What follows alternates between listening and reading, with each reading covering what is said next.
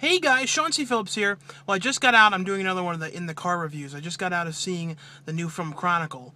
I will be seeing the Daniel Radcliffe film too, probably tomorrow or the next day. But basically the movie, is pretty much like one of those found footage type films, but it's not really found footage exactly. It's basically the main kid, Andrew, basically gets a camera in the beginning of the movie, and it starts right when he turns it on. And at first he has kind of a crappy sort of camera from years back, just a standard definition camera. And he basically says, like, he's going to film everything he does. He starts taking the camera to school and around, and people giving him really weird looks. It's a really big camera. Because, normally if you're going to do video blogging, that was the one weird aspect of this movie. People were using, like, big cameras. Normally when people do video blogging, they use, like, iPhones or flip cameras, small stuff. They don't usually bring along a big camera. So that was one of the weird aspects of this movie. Even the one girl in the movie who video blogged, and they would cut to her angle when she was filming at a couple points in the movie. She had a bigger camera too, which didn't make a whole lot of sense, just because that's normally not what people would use for, that kind of thing. But the basic idea was, he gets his camera, and and his cousin is like, you got to come out to this party, so he ends up going to this party, and, he's filming the party. And then the one kid is running for class president. He ends up coming up to Andrew because he sees him outside because people are giving all kinds of crap, so he's hiding outside. And they end up, his cousin and the one other kid that finds Andrew is like, oh, we found something, you need to film it, come with us.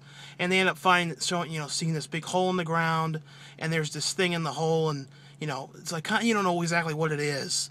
And you see this in the trailer too. And basically, when they go to this thing, they end up, the camera ends up cutting. They have a new camera because they have to buy another one because the old one broke. Then that becomes an HD camera.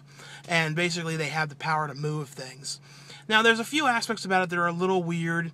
That it was filmed too, like, if it was actually supposed to be this kid filming this thing with these cameras, it would not look as good as it did. And I know that doesn't really matter too much, but it looked way too good. There were scenes when he was, like, pulling focus and, doing the effect where you make the background out of focus and the the person in the foreground and focus, all that kind of stuff, which, if he was just filming, they wouldn't be doing that kind of stuff. That really wouldn't be what a video blog that he was doing would look like, unless this kid had gone to film school and knew about all this stuff, especially even when the friends would take the camera, they were doing it too. So it's not really very accurate for what, to actually look like, consumer cameras. I mean, I know that doesn't really matter, that aspect. But it's basically, Andrew's character is basically filming everything they do. So he's filming all the things they start to do when they have these powers, when they, first, discover they have them. And Andrew's character basically, he lives in a house with a father who's a drunk, very abusive, always yelling at him. His mother is dying. And, he's really a loner. No one really liked him before this. And, but when he has these powers, his cousin and the other friend, who's the one running for class president, he comes around and they're always doing these things together with their powers. So he kind of has this feeling like they don't really like him. So it's all these kind of things.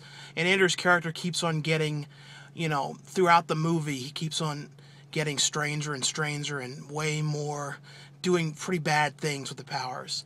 And that's pretty much the concept of the movie.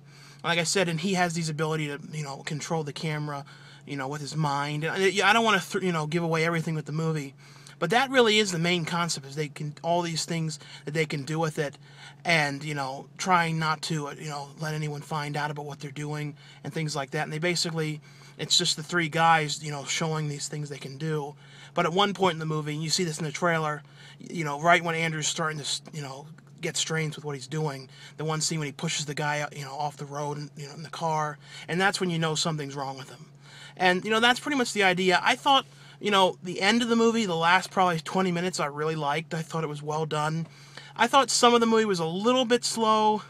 Not really slow, just not super interesting.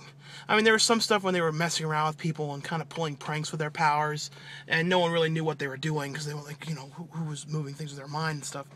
It's worth watching. Yeah, I guess out of 5 stars, probably 3.